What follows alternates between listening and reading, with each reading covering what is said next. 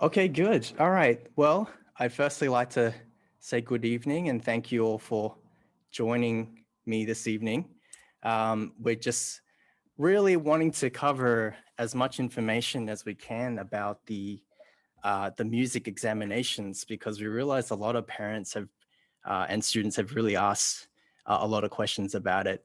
And given the time that we have during the lesson, sometimes it doesn't allow us because of the time constraints to go through a lot of the information. And so we figured it would be a really good opportunity. I've gone through as much information as I can, but even I still feel like there's a lot of information out there. So even after this, if you feel like you have any questions or you want any more details about anything specific about the music examinations, please feel free either to ask us or your teacher as well. Yeah, but we'll get started. So let me just get rid of that. Yeah. Okay, the first thing maybe I'll just do is just to introduce what the music exams actually are, because some parents and students have never come across the music exams before. And I've kind of highlighted a few reasons as to why students might take the exams. The first one definitely would be the advice from your teacher to take the exam. And this could be different sort of reasons because some teachers would prefer to have the curriculum that the exam gives for the students to sort of work towards.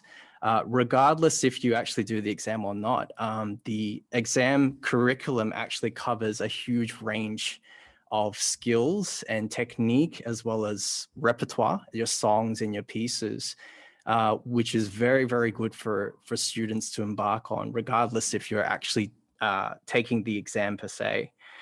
So that would be one of the big reasons. Definitely as a benchmark requirement for education. So this probably would involve things like scholarships or perhaps getting yourself into a school orchestra or an ensemble.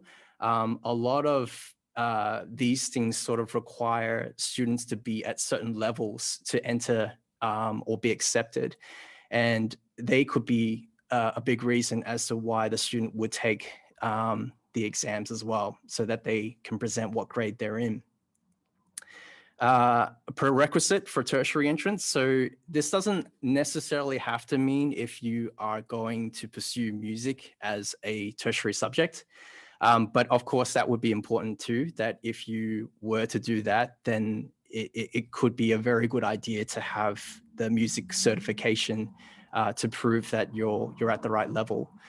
But even other subjects as well, so such as if you had to audition or be interviewed for certain subjects for tertiary education, I mean, they do ask you a lot of questions about your extracurricular activities. And a lot of students have said, oh, I've done music, I've done this grade, and so on and so forth. And that in the eyes of the of the institution, they really approve of those things as well. So there's a really good incentive there to do music exams. But not only that, it's the recognition, for all the hard work that the student does. So because you get a certification at the end of your exam, it's a really good reward to have at the end of it to say that I'm in this grade or I'm in that grade. The students really, really, really admire that recognition. But it's also a pathway just to gain clarity in the student's musical journey, because it really then sets them into, so if they're doing a particular grade, you know where you are in terms of your journey. Just like when students are at school, they can say, oh, I'm in this grade and I'm in that grade. In the same similarity, they can say that also for their music learning as well.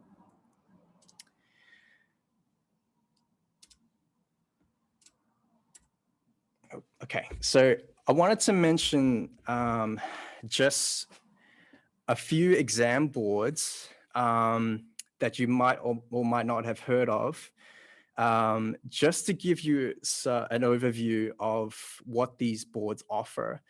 So I've included 5 here, although I'm probably only going to concentrate on 2 for this session. So the ones that I've outlined here, the biggest one that I feel like a lot of students and parents would know is the AMEB. Because this is the Australian Music Examinations Board, it's predominantly the biggest one that we have here in Australia. And so I'm sure a lot of students, when they go to school, their school friends would know AMEB. You know, for academic reasons in Australia, I think this is the most well known. And it actually is a fantastic music examinations board. And we'll sort of go through more in details with AMEB for today. The other one I want to mention about is ABRSM, because we have quite a handful of students that do ABRSM at our school. And this is the Associated Board of the Royal Schools of Music. This one is very good because of its international recognition, because it's pretty much done in, as it says here, in 90 different countries. So a lot of students within Asia would do it, South Africa. I know parts of course, the UK, because it's a UK based board, but even in the States as well, a lot of them do ABRSM. So it's a very internationally recognized exam board. Trinity is another one. We've had a few students do Trinity at our school. It's another UK-based board, although I might say that it's probably not as popular as ABRSM. It's definitely got its uniqueness in terms of its syllabus and its requirements, but it's another very well-known board across the world as well, internationally. But I may say, in comparison, perhaps to ABRSM, it's probably not as popular. The other 2 I've mentioned at the bottom is the RCM, which is the Royal College of Music. Probably not a lot of people have heard this one. I think it's predominantly based in Canada, actually. Although, again, I feel like it derived from the UK as well, but I have heard that it's widely used within Canada. And then ANZCA is another one that we've come across, is a New Zealand-based board, but it also is done in countries like Thailand, Malaysia as well. And yeah, it's also another great board, but I guess in a way lesser known than the other ones. So the one I'll probably concentrate more on today is the AMEB. So just some general information. So this is actually what instruments are offered for AMEB. As you can see, it's a really wide selection there. I'm not even sure if some students and parents would know half of these instruments. I'm not even sure if parents would know what an euphonium is. But yeah, these are all instruments that can be examined, at least for the AMEB. ABRSM would have very, very closely the same instrumentation as well. So there's a huge, huge variety.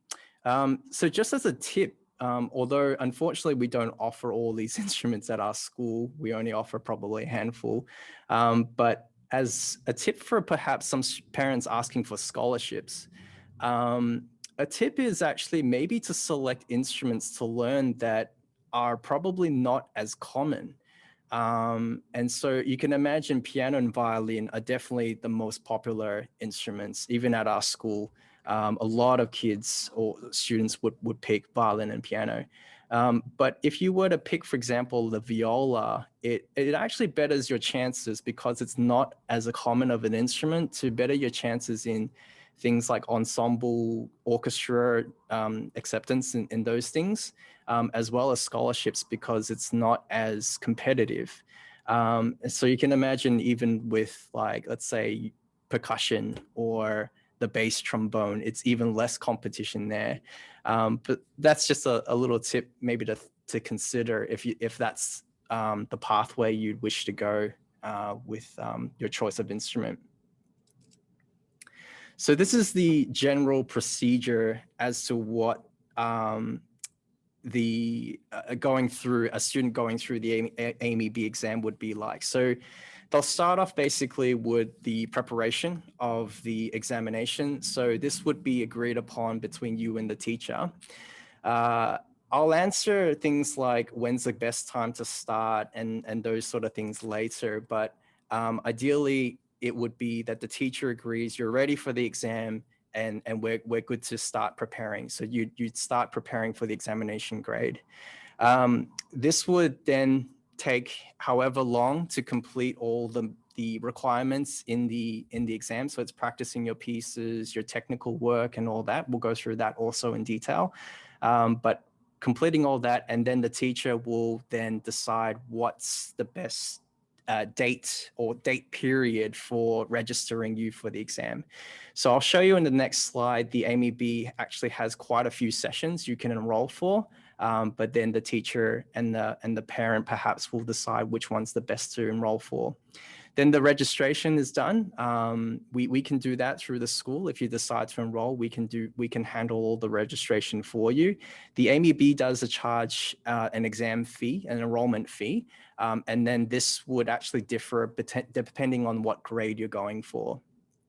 And then the rehearsals. Okay, so this is really only for instruments that need accompaniment. So instruments like violin or viola or the cello, flute, a lot of the woodwind instruments and brass need accompaniment for their exam. So this is basically the piano being played with the student with their pieces in the exam.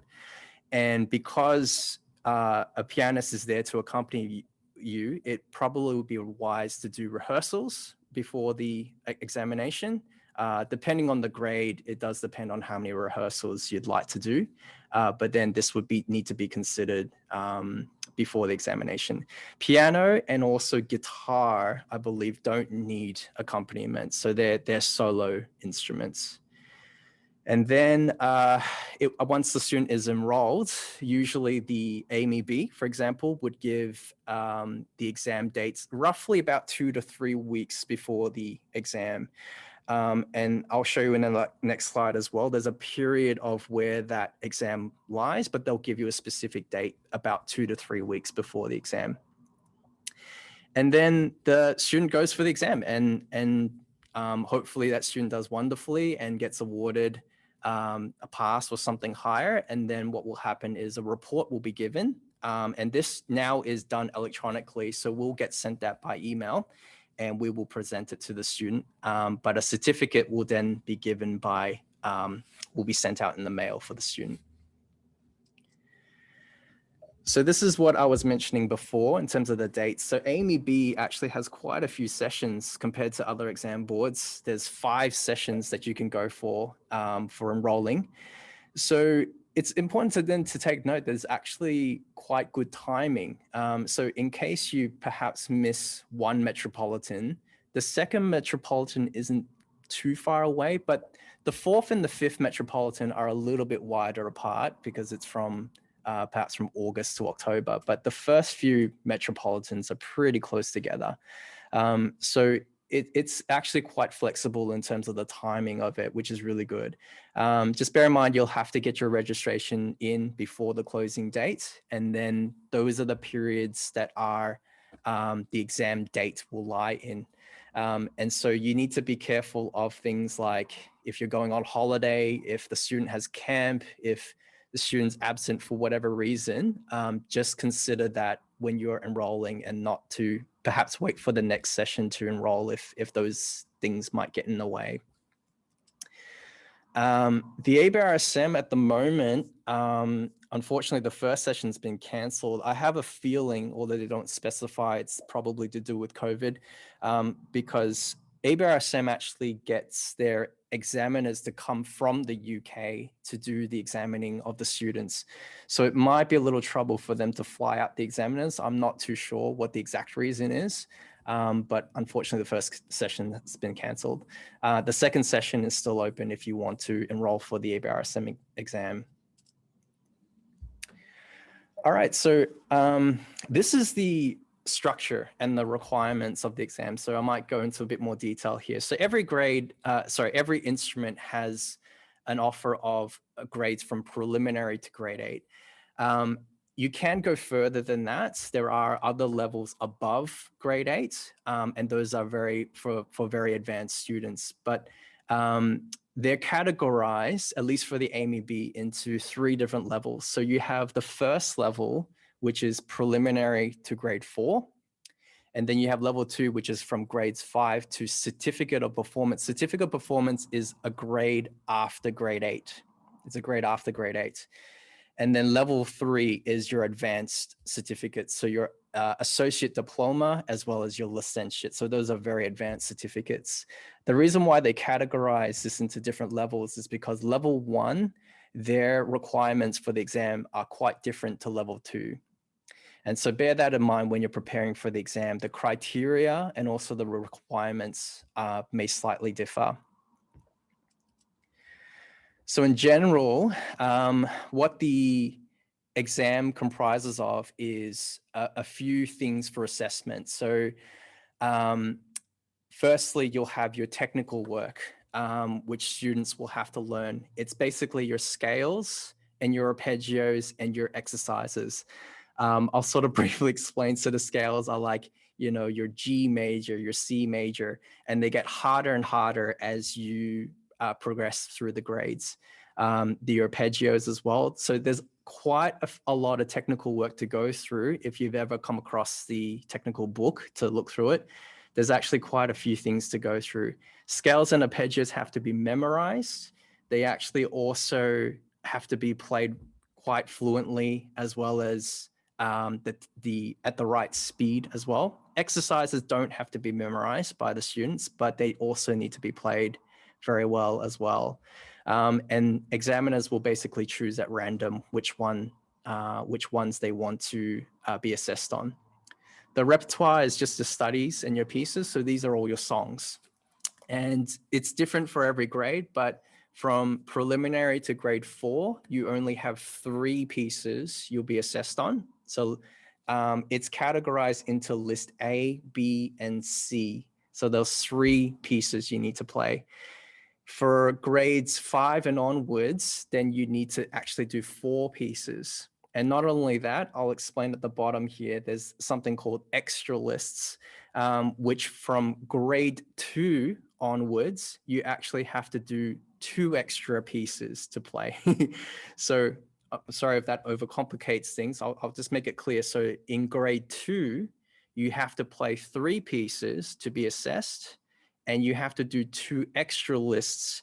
Won't be assessed, but they will make sure that you've done them. So there's actually a total of 5 pieces you have to present for your examination. So that's quite a bit of pieces to complete. Then after that is the oral test, which then tests your singing, your listening skills, your clapping. There's some rhythm and clapping involved, but it's also identifying pitch, as well as a bit of, as I mentioned, some singing as well. And then sight reading is a section of the exam where you are given a short piece of music. You are given roughly about 30 seconds or 40 seconds to look at it, and then you have to play it to the examiner. So they expect students also to be very good sight readers as well.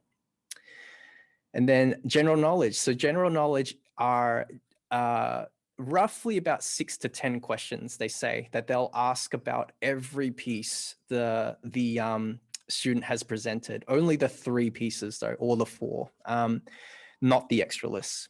And they'll ask questions based on those pieces. So they do need to know some background to the pieces. They need to know what all the things mean in the piece. So for example, what terms are needed, like allegro, andante, what does that mean? What are your dynamics? So there's a lot of things to study there, and they'll ask questions on that. So as you can see, there's actually quite a bit of work involved in presenting for the exam. So it's not just about playing the pieces, it's really everything across the board. And if I'm like, as the grades get harder as well, all of these get increasing in difficulty as well. What I've mentioned here, though, just wondering if I can jump ahead, is actually in relation to what we call the comprehensive music exam. So this is the traditional exam. So what I've mentioned just there is related to the comprehensive one, and not specifically to these other ones, which I'll go through in just a second. Okay, so in terms of materials, so this is really what students will be asked to get to prepare for the exam. So there's essentially 2 books that will be required for all students to purchase, which is your technical book, which is, as I mentioned, all the scales and the exercises and the arpeggios, which I've mentioned in the previous slide. Except for piano, most of the instruments only have one technical book that covers all grades. But with the piano, they've actually released recently, within the past year, that you actually now have to purchase both, because it's now split from preliminary to grade 1 and then from grades 5 and onwards. Reason for this, if I may say, is because they've actually now put in some exercises. There's some new requirements for pianists to actually be assessed on now. So they've now split it to make sure that the book is not too thick. But all the other instruments actually will only have the one technical book. And then the grade books are your pieces. All the songs, your studies, your pieces are all in this book. Unfortunately for this one, you do have to buy each grade individually, but they'll have, so preliminary all the way to grade 8 will have a book each. With the instruments that have accompaniment, so again, I mentioned like violin or cello or some instruments that need accompaniment, that will be included in your grade book. So you don't have to purchase that separately. It will be inside the grade book. All right, so the grade book includes the pieces that are currently in the syllabus, but I wanted to mention that there is an entire syllabus attached to the AMEB. And so what this basically is, and actually, look, we have access to this at the school in case if you wanted to look through it, but there are a bunch of pieces for every list that you can actually present for your exam. So if I were to just simplify this a little bit more, I'll just quickly just highlight a few things. Oops, sorry. So these are the ones that will be in the book. For example, if you were to purchase this grade for the series, and these are the pieces that you'll find in the actual exam grade book.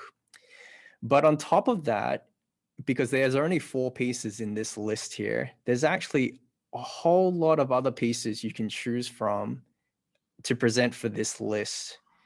So list C also has the same thing. So these are the ones in the book, but then these are the ones you can actually choose. So your teacher can actually choose any of these pieces to use also as part of your examination.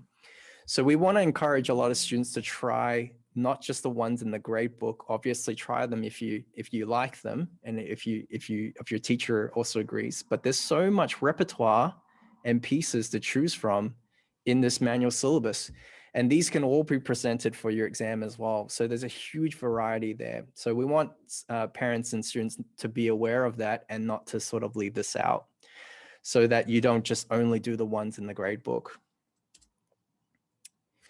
So as I mentioned before, that's the requirements for the comprehensive exam. So this is in a way the traditional exam. So it's really the exam that tests, you know, all areas of your music. So as I mentioned before, your oral, your sight reading, your general knowledge, your pieces, your technical work. So there's a lot of things there. And if I may say, predominantly it is classical based repertoire, although there is other genres within that syllabus as well, but predominantly it is more classical based. And because of that, then there is more of the technical work and so on and so forth. But if parents and students didn't know, there are other options for your exams as well. So that's not the only one. There are for leisure exams. So you might have heard of piano for leisure or saxophone for leisure, singing for leisure, which is the ones that are currently offered. And To sort of put it, it's more of a lighter version of the comprehensive music exam. They include more contemporary sort of pieces. So things like from movies or popular songs, or even from jazz and other genres. Their requirements are not as heavy as the comprehensive music exam. And their technical work isn't as heavy as well. So who's this for? The leisure exams are basically more for students who kind of want to work more on a casual basis, but still want to work towards an exam. So they still want to have that certificate, but they might not have that time because they've got a lot of activities or whatever to go as far as completing the comprehensive music exam. So that's really the target that the AMEB has released for the full leisure exams. And then you have the repertoire music exams, which are for, actually, they've only released this, it's quite a new exam, but basically there's no technical work requirement at all.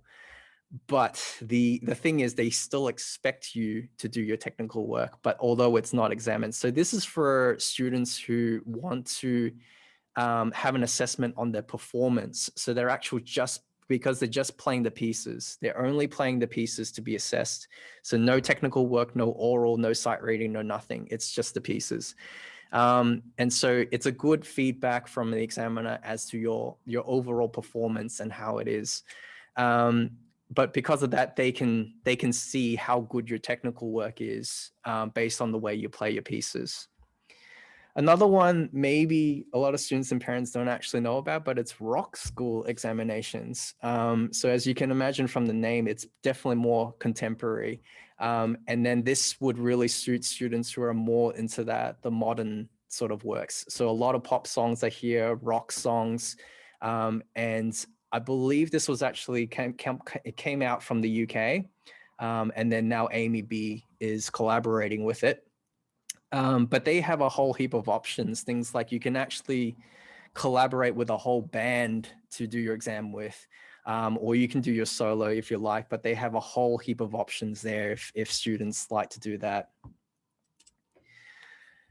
The other exams would be the music theory. So music theory does become a prerequisite for your practical, so your pieces, your playing side of your exams as well.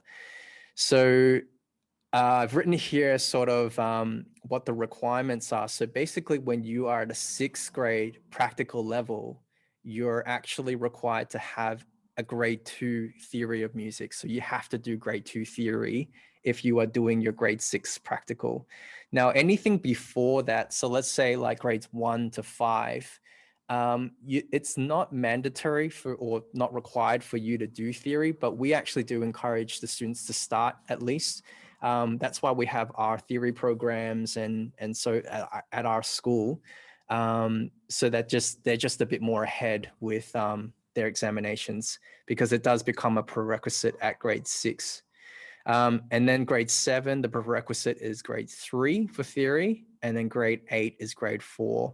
Sorry, I should have mentioned what the theory is. So the theory is a lot to do with the language of music. So it's learning things like notation and your key signatures, composing, there's transposition, there's a lot of things to do with the language of music and how it's written. So that's what the test is for.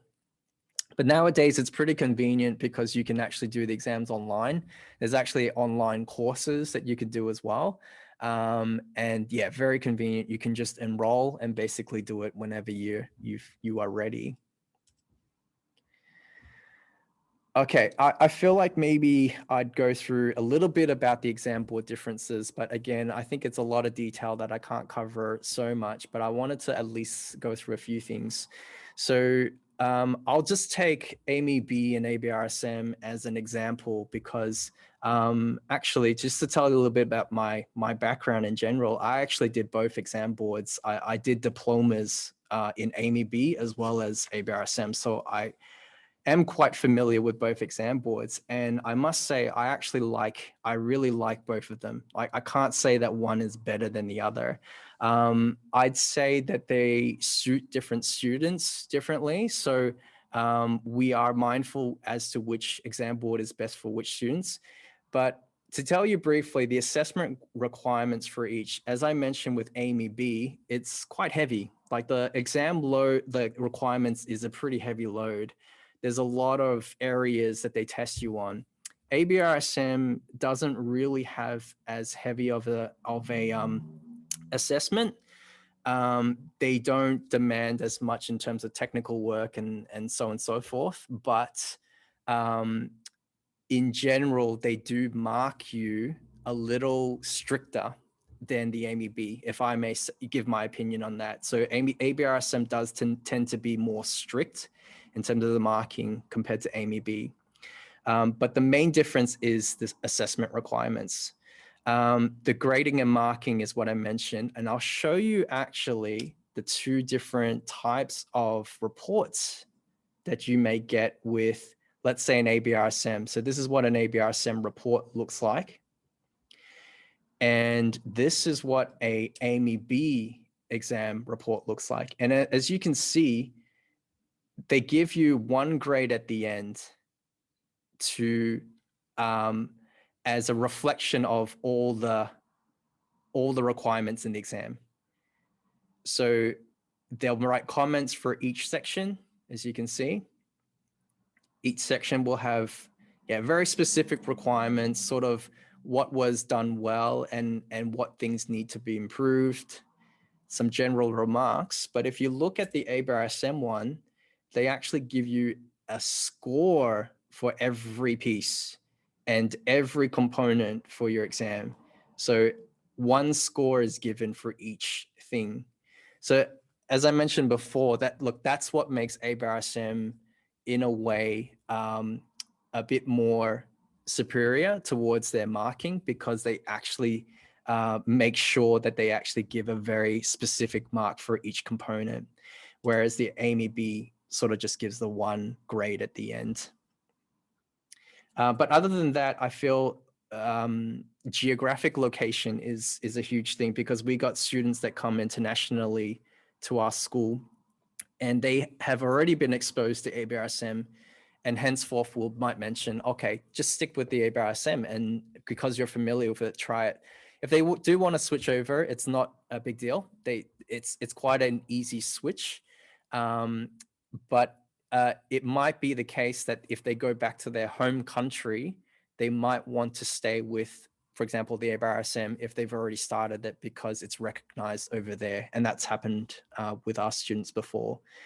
So I'd say consider that as well. The geographical recognition as well is pretty important.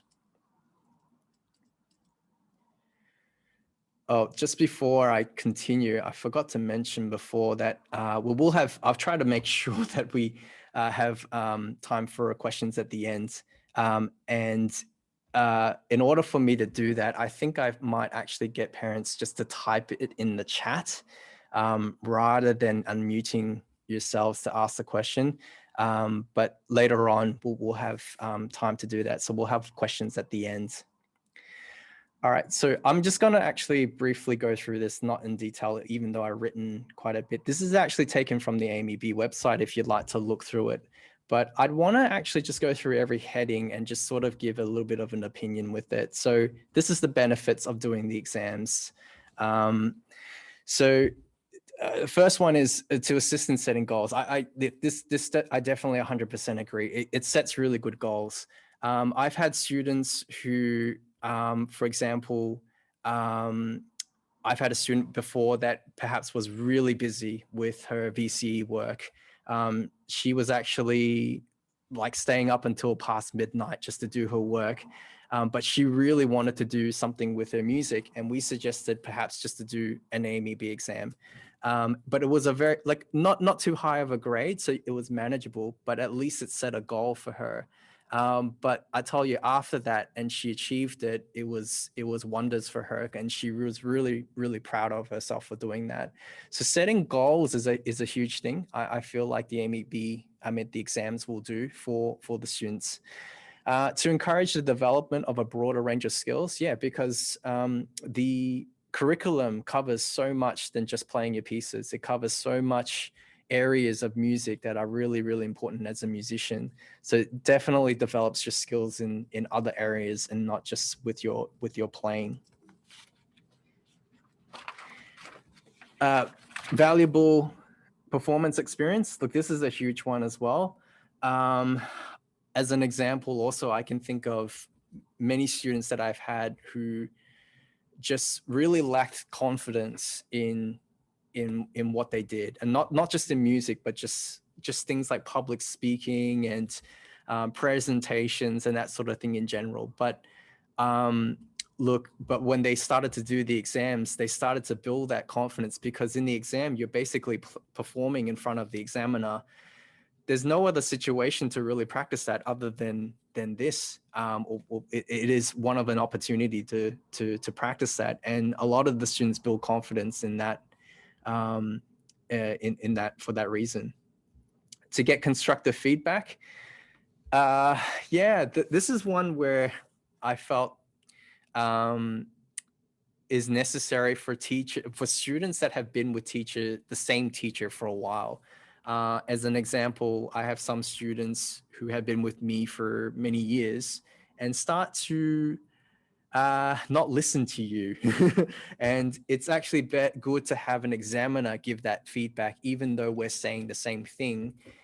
It's good to have a professional examiner give their feedback on the student as well.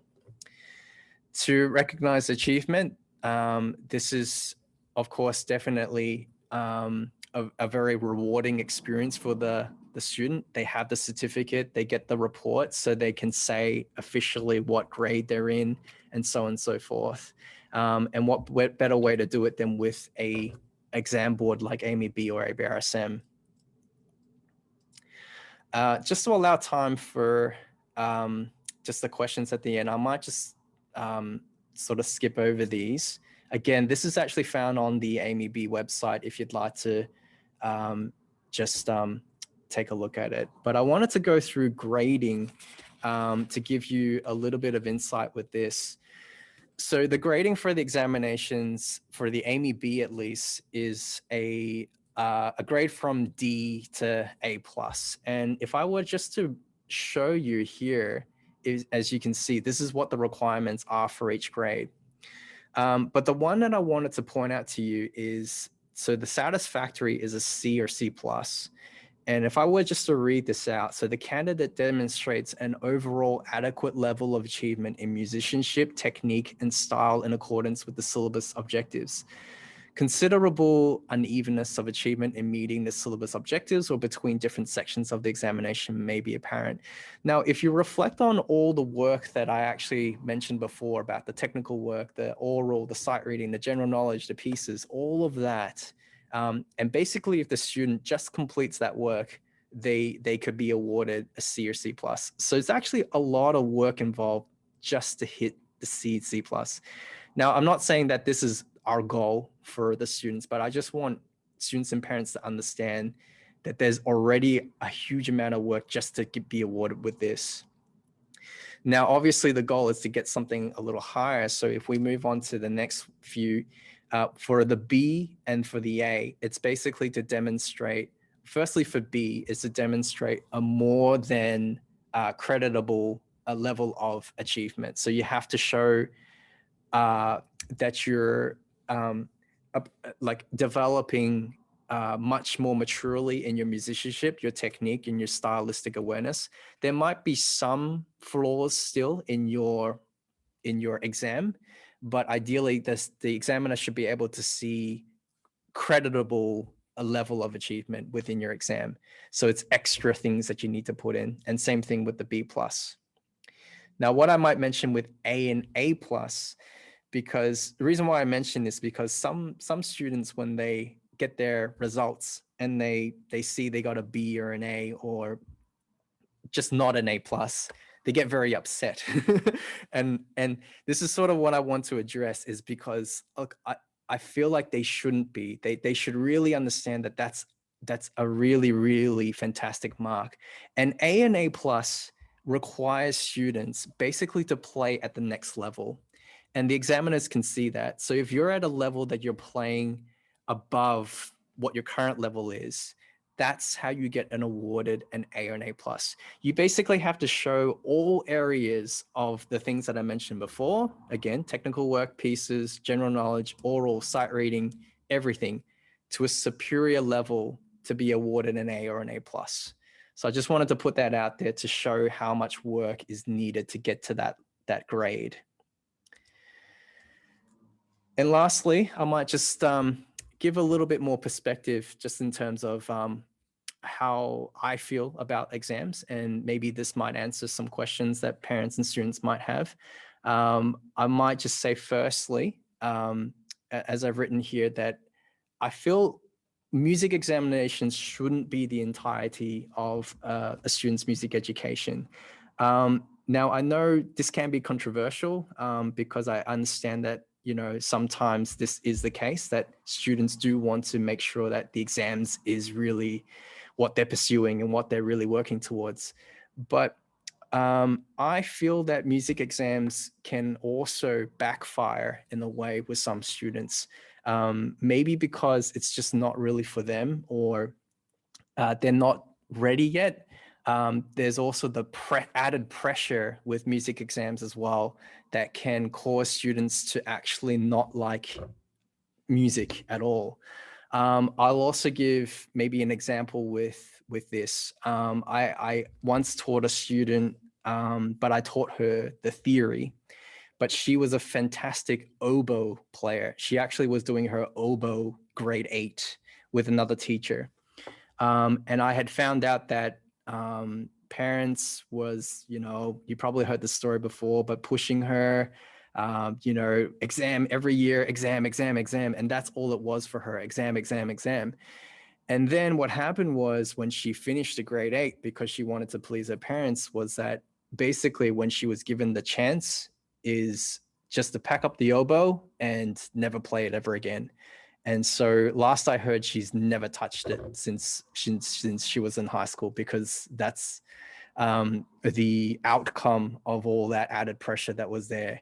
And so in a way, I feel like that's a bit disappointing. It's a bit upsetting. I mean, you've worked so hard to work on your music, and, you know, not to mention the commitments and the the traveling and the money, of course, and the time that you invest in it, and then all for what? Like, when you finished it, then you don't even touch your instrument.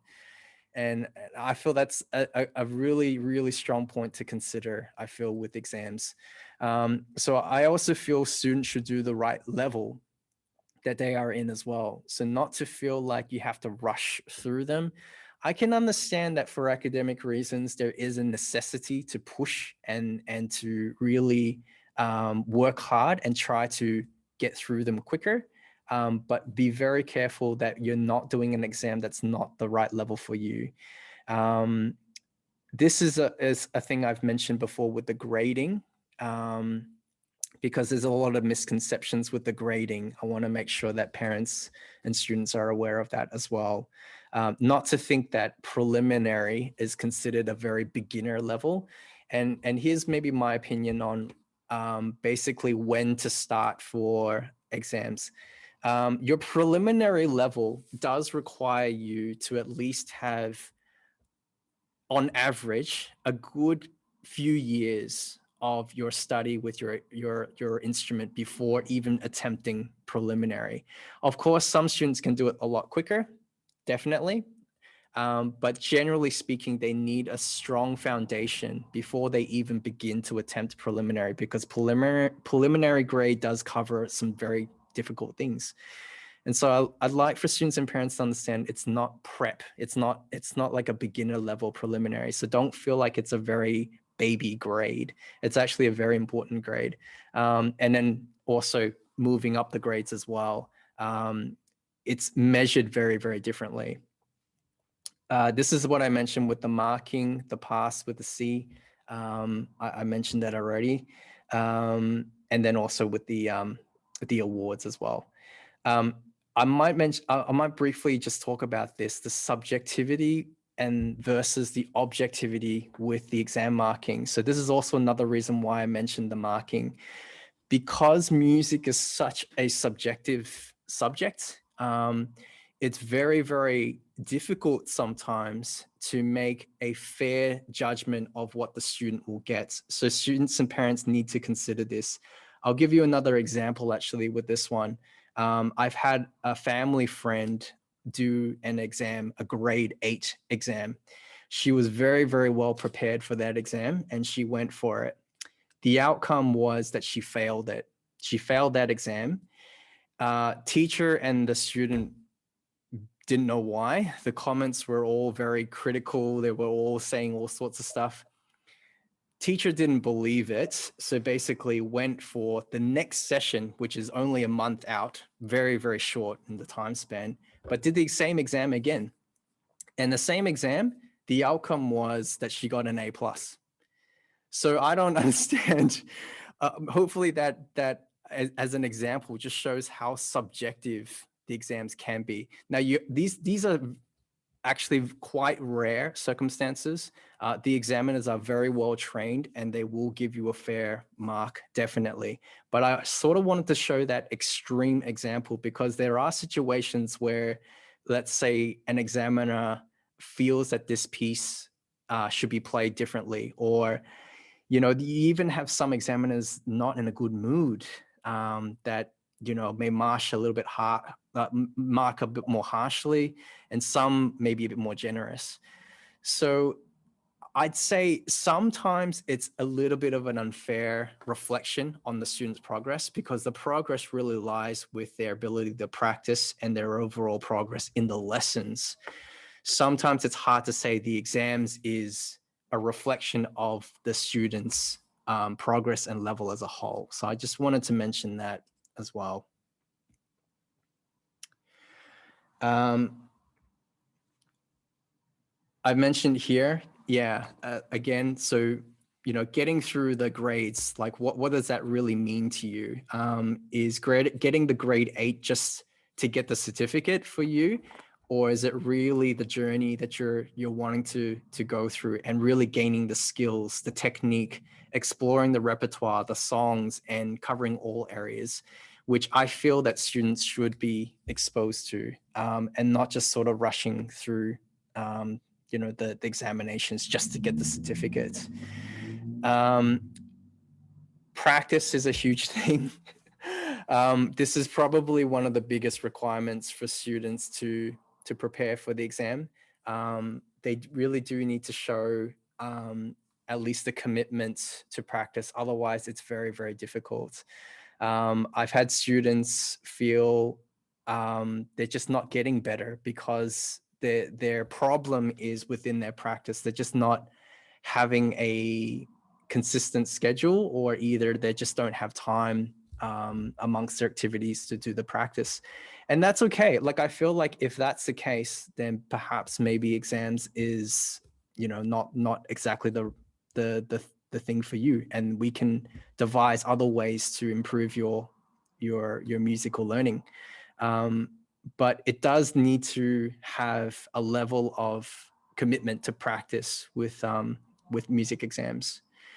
But it's also about making sure that you have a good balance, so that if you practice, and the immense amount of pressure just becomes overwhelming, that can happen as well.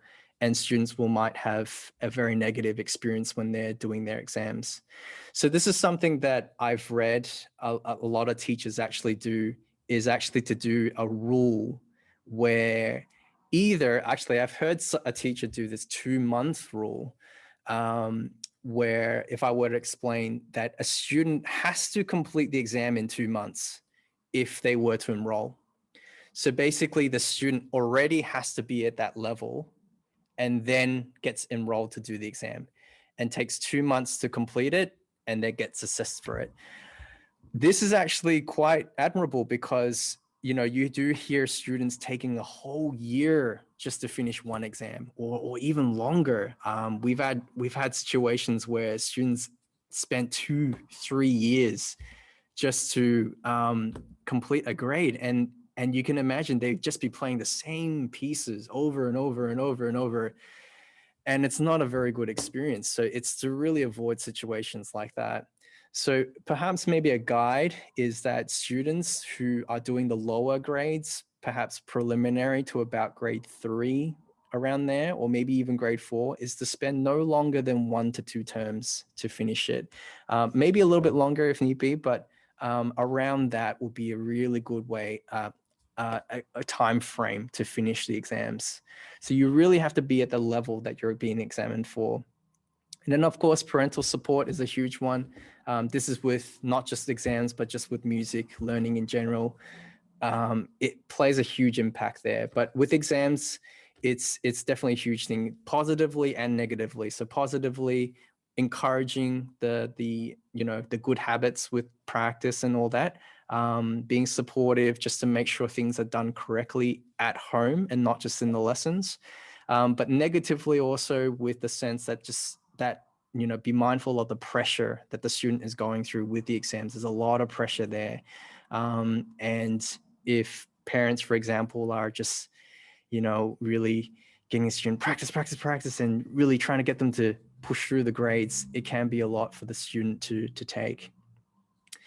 All right, I think what I'll do actually, because of the time, I really want to save time for questions. I did sort of put a few frequently asked questions by parents over at this last part here, but look, I'll wait to see sort of if parents already have some questions here. I might answer now. I'll just take a look at the chat and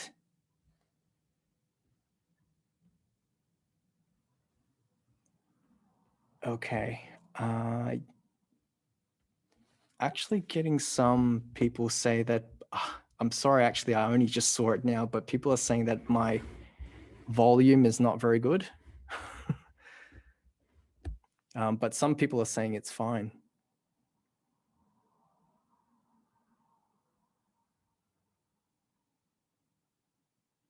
Okay, it seems like most people are fine, so I'm not sure if maybe the ones that can't hear, if you could turn up your volume on your end. I'll try and talk a bit closer to the microphone too.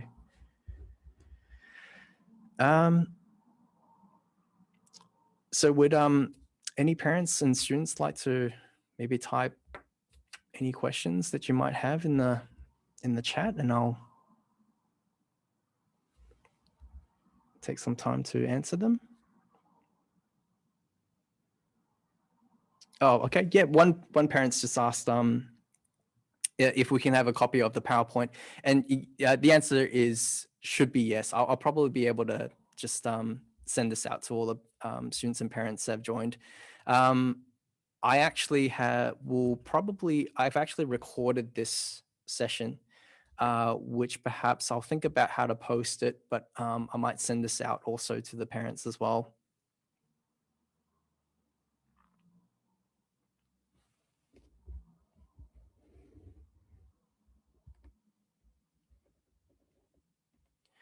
Okay, so one person's just asked, I'll just read out the question. So my son did AMEB grade 2 for leisure.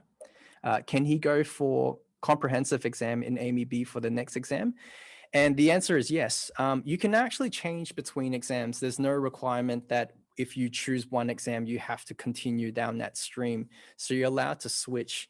The only thing I feel like you'd have to be mindful of is just the work requirement that's different between the leisure and compared to the comprehensive. So as I mentioned before, the comprehensive can seem more in terms of the work. So as long as he's ready to take on that work, yeah, it's fine to switch to the next grade to be comprehensive. Another person's asked, will students be having a go at all pieces in the list for the level 1 exam? Because you said that there is a broad range of skills being tested. I was wondering if my daughter will practice all the pieces. Now, this is actually a really interesting point because I I myself as a teacher want to expose students to all pieces, really, because it improves the student in so many different things. Some students and teachers just want to go for the easiest pieces and then just present that as their exam. But I'd feel there's a lot of limitations with that, because let's say if you're doing the next grade, you're going to have a lot of flaws in your playing if you only just simply go for the easiest pieces. So that's why I suggest actually trying as many pieces as you can in the time that you agree with your teacher, okay? And then that way you have a selection, a huge selection of pieces to choose for, to present for your exam. So I hope that answers the questions. I was wondering if my daughter will practice. Okay. If I'm understanding that question again correctly, so only the pieces that you present for the exam will be examined. So it will basically be your one piece from list A, your one piece from list B, and one piece from list C, and that's it. But we do encourage students to try as many pieces as possible before selecting the ones to present. So hopefully that answers that question there. Another person's asked, my son has finished a grade 1 theory during the summer holiday. Should he be taking the exams by now using the 1 to 2 term rule? I'd say so. If he's ready for the practical side, then by all means start. And so this is probably needs to be talked about with the teacher to see whether or not he's ready. But if it's a good thing that he's already done the theory side, so he can basically focus on the practical side all the way until grade 6, pretty much. And so if he's ready to start the practical exams, then by all means go ahead. Another person said, can you skip a grade? And the answer is yes, you can skip exam grades. Now, I actually put this also in the frequently asked questions, and I wanted to say a little bit about it, is that yes, you can skip exams, but I highly suggest not for you to skip grades. So let me clarify that. So you don't have to take the exam for every grade, but I advise students to actually do the grade. So do all the material that's in the grade. I'd highly suggest not skipping, because again, you're going to have a lot of flaws in your playing if you skip an entire grade, because there's so much work that's covered in a grade. Yeah, it's just going to leave a lot of hindrances in your playing. All right.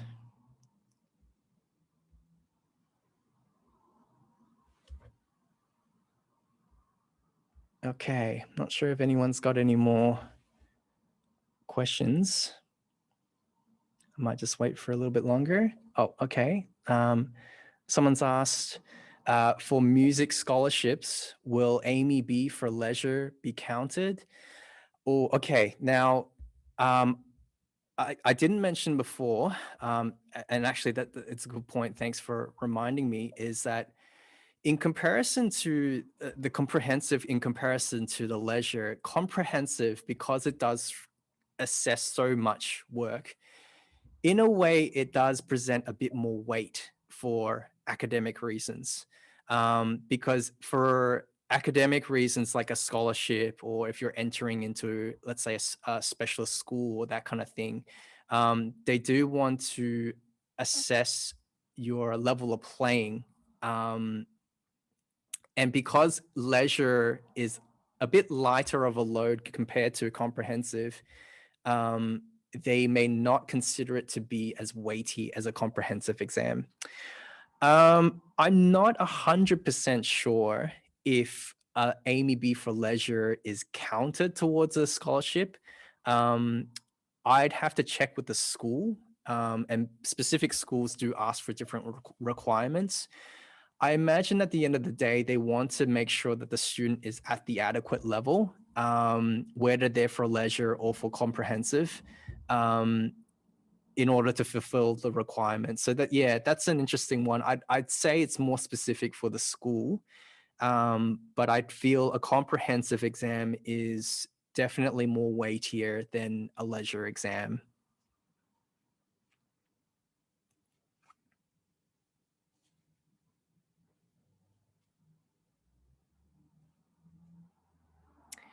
All right, I might just wait a little bit longer in case any parents still want to type up some questions. Otherwise, might wrap up pretty soon.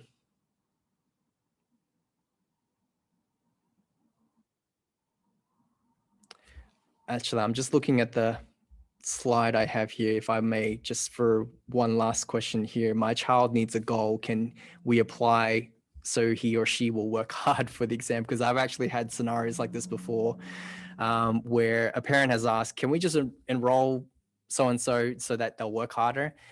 It's a bit of a trickier one because some students actually do, like they actually do activate once that pressure is there, and they'll start to work really hard and so on and so forth. But I'd say probably 4 out of 5 times the student actually doesn't really, and it becomes a very, if I may say, a very horrible experience because, you know, the added pressure is there, but the student's not practicing, the student's not doing the work, and it's really, really difficult. And in that case, sometimes it's more bad than good. But in some cases, it does really help the student to motivate them to work.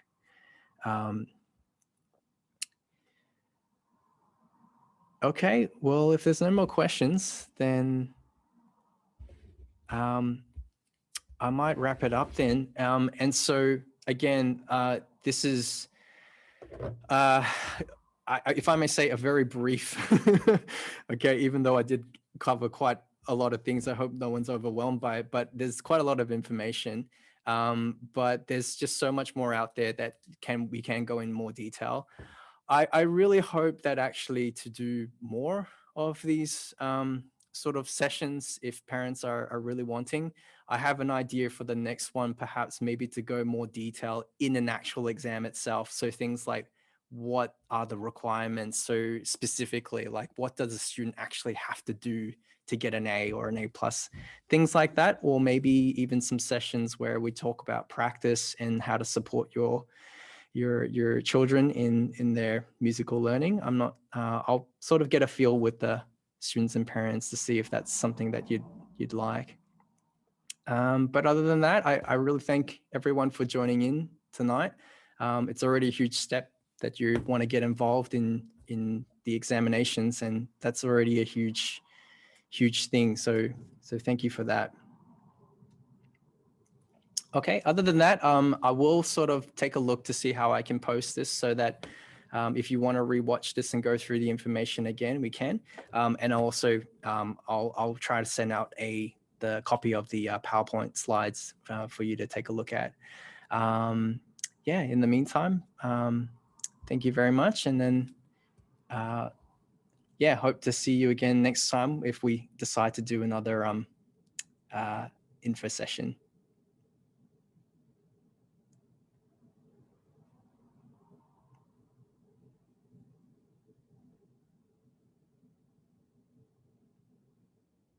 It's good. Some really encouraging words in the chat. Thank you for that.